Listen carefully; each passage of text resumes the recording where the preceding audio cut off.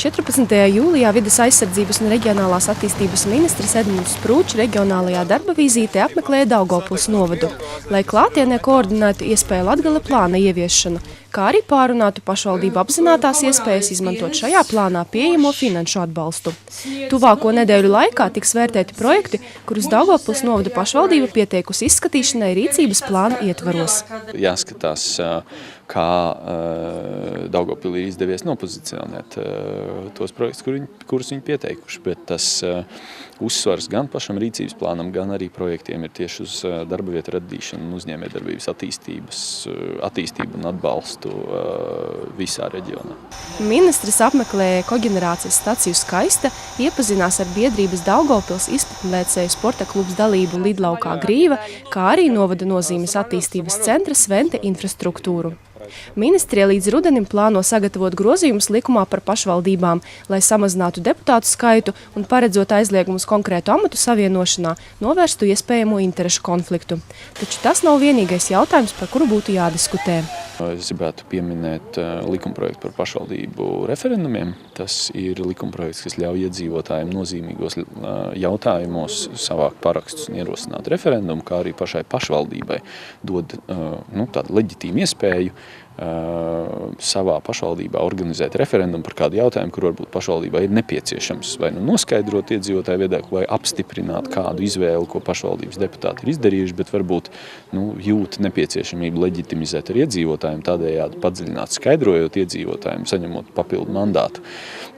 Tas, man liekas, ļoti nopietns un būtisks tāds tiešās demokrātijas instruments. Viens no svarīgākajiem jautājumiem ir pašvaldības domas priekšsēdētāja statusa nostiprināšana. Šobrīd ir tā, ka priekšsēdētājiem ļoti grūti ir kalpot par to izšķirošo balsi, ja tā var teikt, un teiksim, tādos, varbūt ne tik populāros, bet vajadzīgos lēmumos nodrošināt šo lēmumu pieņemšanu, ja, kas, protams, apgrūtina darbu pašvaldībā un atkal padara viņu par tādu īstermiņa un darbu uz vēlētāju, nevis iedzīvotāju interesēs, novada attīstības interesēs, ilgtermiņa interesēs, bet tieši darbu uz vēlētāju konkrētā īstermiņā. Ja. Un to es plānoju panākt ar priekšlikumu, kā pašvaldību deputāti var atcelt domas priekšsēdētāju, nevis kā tas ir šobrīd ar 50% plus vienu balsi, bet ar mazliet vairāk proporciju, ja, kas nozīmē, ka tā atcelšana vairs nebūs tik vienkārši. Ja, nebūs tā, ka jāpierunā vēl viens deputāts, un tad mēs varam noņemt domas priekšsēdētāju. Ja, un attiecīgi domas priekšsēdētājiem visu laiku jālavierē, lai pieņemtu tam vienam svārstīgajam, varbūt deputātam, patīkamu lēmumu, ja, vai kaut kā tā. Un tā situācija arī ir jāsakārto, manuprāt. Tie nav pēdējie soļi šajos jautājumos, bet tie ir tādi pirmie, ar kuriem sākt, kurus var izdarīt līdz nākamajām vēlēšanām. Un tad jau iet uz priekšu ar lielākiem lēmumiem par to, piemēram, cik lielā mērā atalgotiem jābūt deputātiem. Ja, Ministrs ir gatavs sākt diskutēt arī par deputātu atalgojumu izmaiņām. Tas būtu jāpalielina, ja deputātu skaits samazināsies.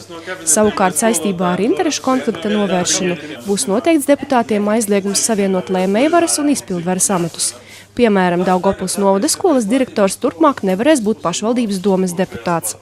Vairākas iniciatīvas, kas attiecas tieši uz pašu pašvaldību darbu, un tas ir pirmkārt pašvaldību deputātu skaita samazināšana, lai dotu lielāku rīcības spēju novadiem, ļautu novadiem rīkoties ne tik daudz teritoriāli sadrumstaloti, ka deputāti ir ievēlēti no dažādām teritorijām un tomēr pārstāv atsevišķo pagastu intereses, nevis visi novada intereses kopumā, bet tieši skatīties uz jaunu novada attīstības prioritātēm kopumā.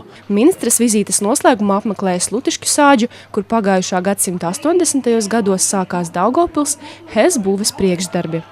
HES būvniecības iespējas atkal tiek izvērtētas. Savu viedokli šajā jautājumā pauž arī Edmunds Sprūčs. Tādā vai šādā veidā mums ir jādiversificē tā enerģijas ražošana, ja, un savukārt no otras puses pretī, protams, ir vides faktori. Man šobrīd, skatoties uz šo, tik tālu, cik tā debata ir bijusi un cik mēs esam par to, redzot tos vides riskus, kas ir teiksim, šī konkrētā HES gadījumā, es neredzu iespēju to projektu īstenot. Ja? Bet es vēlreiz saku, es domāju, ka mums, vajag izvairīties varbūt no tādām ārkārtīgi kategoriskām pozīcijām šobrīd, jo tai diskusija ir jābūt, un es ceru, ka tā diskusija mūs novedīs pie lielākas izpratnes par to, ka Latvijas prioritāte ir būt zaļai valstī un tādu tēlu arī būvēt pasaulē, ka Latvijas lielākais resurs ir dabas kapitāls un cilvēki, vai lielākie 2 resursi. Ja?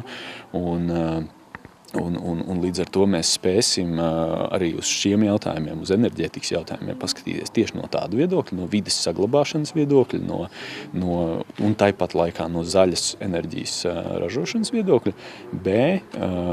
mēs nonāksim pie citiem enerģētikas risinājumiem rezultātā. Jautājot ministram par to, kāds ir bijis vispozitīvākais piemērs, ko viņš savas vizītes laikā redzējis Daugavpils novadā, Edmunds Spruķis atbildēja.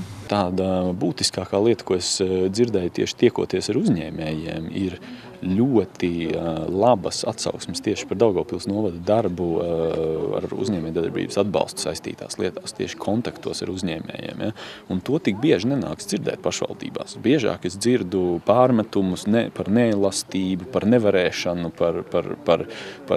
un pašvaldību taisnošanos par grūti piemērojamu likumdošanu un grūti saprotamu un uzņēmējiem nedraudzīgu un pašvaldības rīcības spēju ierobežojoši, un tur ir, racionāli graudi tur visur, ja? Bet šeit es tiešām dzirdu, tādas pozitīvas uzņēmēju atsauksmes par to, ka visi jautājumi, ar kuriem viņi iet uz pašvaldību, lai ar ko, bet ar pašvaldību sadarbību ir ļoti veiksmīgi un izdevīgi, un tas noteikti ir kaut kas, ko, varbūt kādi citi novadi varētu pamācīties no Daugavpils novada. Vides aizsardzības un reģionālās attīstības ministra Edmunda Sprūģa vizīte Latgales reģionā noslēdzās ar Latgales plānošanas reģiona un Krāslavas novada domas organizētā Daugavas festivāla apmeklējumu, kas norisinājās Krāslavas pilsētas svētku ietvaros.